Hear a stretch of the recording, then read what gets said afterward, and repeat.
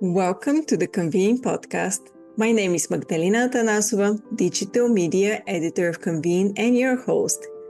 Welcome to Season 2, recorded at Convening Leaders 2024 in San Diego and dedicated to PCMA's 20 in their 20s program.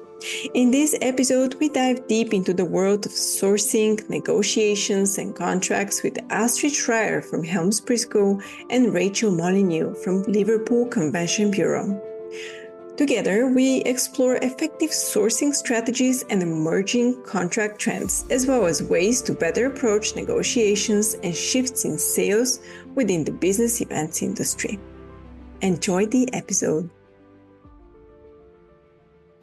I'm very happy to have you both and to have a whole season dedicated to 20 in their 20s. Thank you. Yeah. And Rachel is the current class. Congratulations. Thank you. Inaugural class here. And second class. So, yes. It's been a while for us now. Let's start with brief introductions and just share a bit about yourself and how many years you've been in the industry.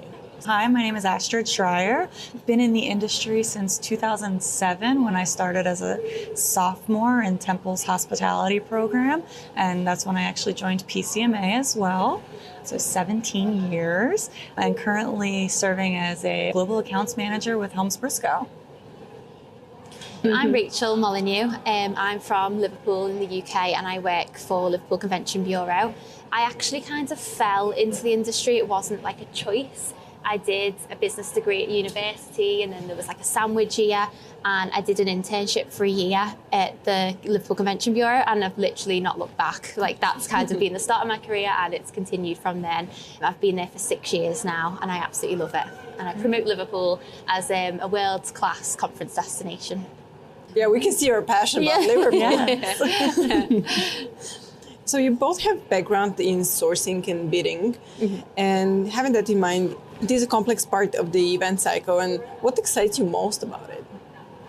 I suppose bidding, I have a personal attachment to every single bid that I put together because it does take a lot of like time and effort. And we work really closely with academics and medics, and hearing what they're doing and the research that they're involved in, it kind of really grabs you. And I think that every single bid, obviously, you want to win, and you don't always win them, and that is quite a hard learning curve. But I absolutely love it when you work with someone who's just passionate about their work, and actually for them to bring that confidence in their field to their home city or a city that they're really proud of, and that you've played a role in that is actually so rewarding. And I actually don't get bored of it either. So it's been a few years, but every single conference I still give the same amount of energy to, and really want it for the city and for the person that we're working with as well. I started as an association meeting planner, so have kind of morphed through my career now just doing the sourcing component. Since HelmsBriscoe, that's our full role, is helping our clients. So I get to work with a multitude of different clients, whether they're corporate clients, association clients, helping them with that first major piece of their planning. So really getting to, dive in with their teams of what are the goals of their events, how can the location itself, whether it's, the city, state, country, play a role in what the eventual outcomes of their event or meeting might be, but also, really diving in of what do they need to accomplish and how do the venues in particular help to facilitate that.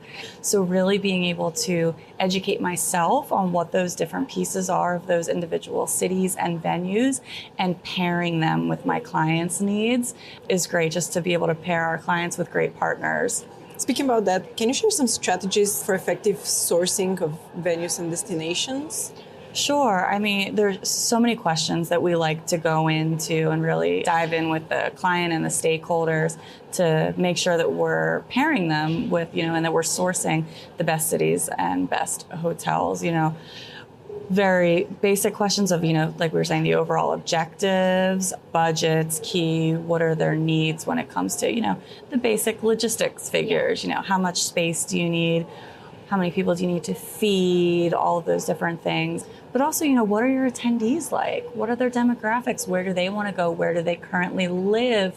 What is attractive to them for a destination? Is it, very budget driven? Is it sustainability efforts? Is it, There's the community engagement, like when you are doing bids, is there that local host, area that's very specific for different industries in different locations and things like that. And some clients have very extensive, exhaustive lists, and some, come in with very basic information, and we're able to really help guide them through that process. And Rachael, how do you as a convention bureau stand out when people like Astrid are looking for places? Explain a little bit about that side. So we kind of have a bit of a research strategy when it comes to kind of what type of events we want to hold in the city. And that is really based on our sector strengths. So we're kind of led down a path with what the innovations and the research that's coming out of the city, and then we will basically go and find conferences in that area, because we understand that by holding that event in the city, it brings all these experts in that field, and it puts Liverpool on the map and actually leads to inward investment opportunities for the city as well.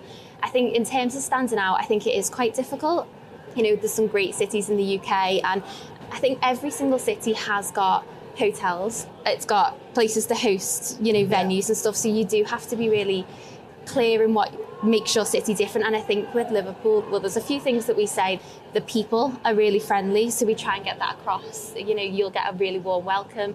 It's really compact and walkable, so we try and say, you can go green, you don't need to be going from bus to bus, things like that.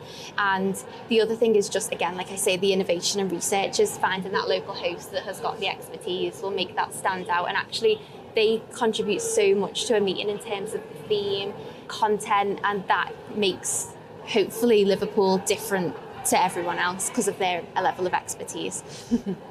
I like that.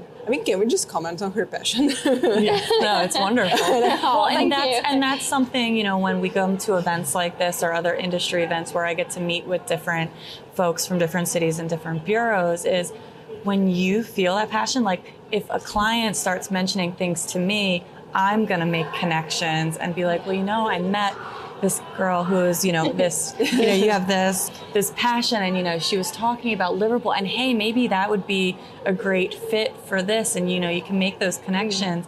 And when you can provide, to your clients versus them having to figure it out, that's another part of, the services of why we provide. So when CVBs provide that to us to be able to provide out, it just makes us look all the better that we have that education about what the cities and destinations have to offer. Yeah. I think it's really important. I think the relationship with our agents, not every city works the same, but we kind of see you as our ambassadors as well. So if we can provide you with the information to go and sell our city, that's doing our job for us as well. And just every event that comes basically needs to be a success. Otherwise, people are going to go away and go, oh, I'm never going to go to Liverpool. But what we want is return visitors, people coming back, shouting about it, and really putting us on an international playing field, really. Moving a little bit to a topic that might not be the favorite of everyone, contract trends, especially after COVID, they changed quite a bit. Mm-hmm. And I'm sure for both of you, they've also changed. So can you share a bit about how they've changed and what are the trends moving forward? Sure. So during COVID or coming out of COVID, we had COVID-specific clauses in terms of a lot as it related to cancellation, force majeure, rebooking clauses. A lot of that stuff has now phased back out. We don't see that as really, there might be some language in the force majeure clause where we're making sure the word pandemic is now in there, or, as it relates to government-related travel restrictions. That's the type of language we're now making sure. So those force majeure clauses are getting a little longer with a few added language. A lot of things that we're seeing now is as it relates to additional fees, and I don't know if this is the same, in the UK, but in the US specifically as it relates to hospitality staffing coming out of COVID. It's still an industry that was very badly hit in terms of staffing levels, and we're not quite back to what it was pre-COVID. So with that, we're seeing additional clauses that are being added for additional fees in hotel contracts to potentially cover staffing or things that are more so securing the money to pay the staff, whether it's higher service fees or, items that potentially before would have been, no charges attached to them, more room flipping fees, anything where there's more guaranteed labor that would be involved. or, different fees that relates to other service staff members, banquet staffing and things like that. We're seeing that a lot now come up, and just different fees that are outlined, and making sure that the hotels are being as transparent up front so that our clients are aware of it. So it's not something where, we love it if we're able to get things negotiated out. That's something that we help our clients do and negotiate. But unfortunately, it's the reality of doing business now, especially and higher food costs, things like that. Yeah. So it's just making sure everything's transparently outlined for our clients so they can budget effectively, and it's not any surprises that come up, when the program's actualizing. I think from a destinations point of view, it was really difficult in COVID. And I think definitely with the hotels, there's been a shift in the time that people book. We're getting a lot more last minute bookings. People don't really want to say in advance whether they're going to come or not. So we kind of shifted we offer an accommodation booking service for delegates and conference organisers. And we shifted from offering non-refundable rates to fully refundable, keeping it open as long as possible so that we can capture more people. I think another trend that's kind of came off the back of COVID is kind of I'm really glad that the events are obviously back in full force. We're here at a 5,000 person conference, which I honestly can't believe. But it's almost having an event with a purpose and the social impact of conferences as well. So we've kind of now put together a bit of a strategy on, we don't want conferences to just come to the city and leave. We want to kind of make sure that they're maybe integrating with the local community or having some sort of legacy behind them. And I think actually it's been a really nice change out of COVID that people are doing things with a little bit more of a purpose. So we are wanting to work on that a little bit more in the years to come, months to come. Yeah. So I think that should stay in the years to come. Every event must have a purpose. I think we're past that point to just fly out for whatever reason, just because somebody told you to fly out and do nothing there. Negotiating contracts is a critical skill in event management. How do you level up and learn that? Because it's a difficult skill. Even negotiating your own salary is difficult. Mm-hmm. I think a lot of it, and especially when it comes to events and working with hotels or venue and even same to your point about, negotiating salaries, understanding your worth and being able to communicate that. When I worked as an association meeting planner, a lot of our meetings sometimes were a little less desirable for some hotels. Rooms to space ratio was off. They wanted low budgets. They wanted all of the space and everything for as low as they could get. So we had to start telling more of a story, really showcasing the overall economic impact of the individual events. It's not just what the hotel is getting, but depending on the size of the event coming, what was the impact to the city? And CVBs really were able to step up to provide that data to be able to really tell the story of, this is why we want to come to you. This is what we can offer you. What can you offer? And I try to be as transparent as possible when it comes to any sort of negotiations of, this is what we're hoping for. Tell me what you can do. Where can we compromise so that there's, some give and take on both sides? I completely agree. I think it's difficult as a CVB and also as an agent, you kind of piggy in the middle. Yes. You've got the partners in your hotels and venues who are kind of looking at you for inquiries, but then you've got the clients on the other side saying, this is what we want. And it's really hard, but I think it's really important to just manage expectations and on both sides actually, because the client always wants the lowest price, but that the hotels will not give them that. And it's difficult actually, and I don't think that anyone's probably perfect at it. It's just, managing expectations. Yeah. And what about hybrid and virtual events? I'm sure you both experienced that perfect time in 2020. But how has it changed your jobs and responsibilities in any way? So for me, virtual events, I actually somehow managed to not have to get too involved with virtual events. Hybrid, in terms of the sourcing, how it changed the sourcing landscape, it was more questions on the RFP. It was more in-depth questions regarding audiovisual equipment or what is needed. And it was a lot of bringing in our AV partners to educate our clients of, this is what's needed, this is how much it costs, this is how much additional space you need. And also does it make sense for your people? I feel like a lot of what happened in COVID was people automatically just jumped right to virtual because they had to do something. Yeah. Mm-hmm. But I sometimes worked with some of my clients and we took a step back of, does your conference actually translate well to virtual? And I had one client, to use an example, it was a scientific conference where it was like very heavy poster boards and, you know, some exhibitor tabletops, and they were looking at taking the entirety of it virtual. And I was like, sure, yes, we can do, you know, what would have been your general session presentations to that. But, you know, the poster piece, like that's not necessarily going to easily translate. And is it needed? Do your people really need that for that year? Or what's a different way that can be done? Maybe not in a virtual meeting setting.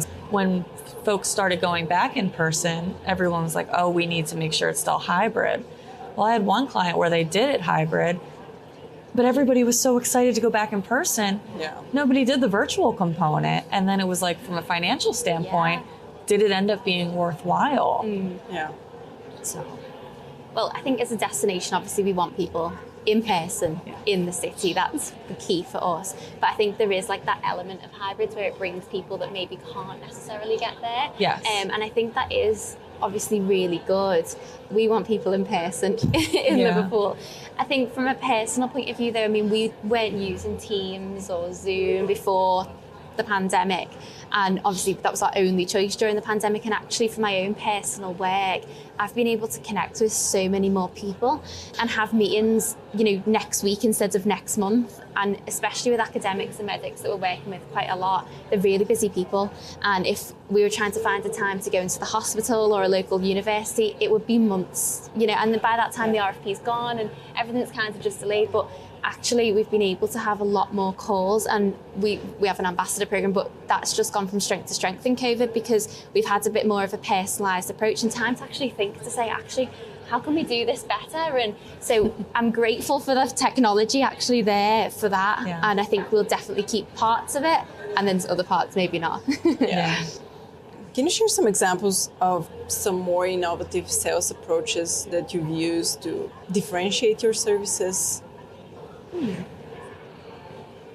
It's a good question. I think, you know, our branding, we try and be a little bit different and a little bit like closer to our personality. So all of our branding is very pink, and typically you get destinations, you know, and it's like just maybe a destination image. We had superheroes. We're kind of trying to be in people's faces a little bit, a bit more, we're here and we really do mean business, I suppose. That's cool. Yeah, with HelmsBriscoe, I mean, there's obviously a lot of different agencies in the space doing third party, both, you know, full meeting management or sourcing services. You know, HelmsBriscoe has the longevity and the numbers that kind of were able to speak for themselves, but also just the individuals within the organization. You know, we're over 1,400 people worldwide, and one of the great things that I like to talk to, you know, I was a former planner. A lot of my colleagues are former hotel reps, and it's a nice mixture throughout the organization. When I'm talking about, you know, HelmsBriscoe services that I can provide to other planners, I can speak from the experience of having been that planner. And looking ahead, what trends do you anticipate will affect you the most? Obviously AI is kind of like a theme that's run throughout this event today. And I mean, I went to a session earlier and I couldn't believe how much I'm not using it and how much I'm now going to use it. And I think at the minute it's still probably kind of seen as like you get cutting corners, you're getting a robot to tell you how to do things. But someone said earlier that it's not that like the machine's going to take over your job, it's someone who's using the machine that is. And I cannot, like, that's the quote of like almost the day now for me, because it's like, yeah, like why didn't I think about that? And the way people are using it as well, they're so smart. So AI is kind of like, I think, a really good opportunity for event planners, especially with the research and the bids inside of it. So I'll be using that. I definitely agree with that. And I think, you know, we just see there's so much more happening in the hotel industry. You know, we're still seeing all of these different hotel brands that are building and everybody's just bouncing back. So it's just wonderful to see, you know, everything that's coming out. You know, we're back, we're past COVID, we're all here. There's 5,000 people. Everything that Sheriff was talking about on the main stage this morning. We're making sure that we're looking at sustainability and climate change and, really making sure that business events and, our roles are seen as part of the global economy because of the huge economic impact that they make. And then even just the 20 in their 20s program to see, I was there for that first year 10 years ago, and to see how much it's grown, but even just talking with student members that are here and seeing what that next generation is going to bring about. And I feel like our industry, more than others, really embraces the generation that's coming behind it. Like, I felt it when I was a student that this was such a welcoming industry and that everybody wanted to see the continuation of that strength of the industry. So, and all of the different initiatives around that are just going to continue to grow. There's a nice mix of AI and the next generation. I mean, I just think it works very well together. Yeah. And just wrapping this conversation, was there anything we didn't address and we should mention before we close? I don't think so, no. Just that it's a great industry to be part of, and it's really rewarding, isn't it? And you just meet people all the time who are just so friendly and they're friends for life. So yes, I love it. Yes, I 100% agree. Well said. Nice end of our episode. So thank you both so much for being a part of the Convene podcast. Thank you. If you enjoyed this podcast and would like to hear more, please subscribe wherever you listen to podcasts. And if you would like additional perspectives on the industry, check out pcma.org/convene. Until next time.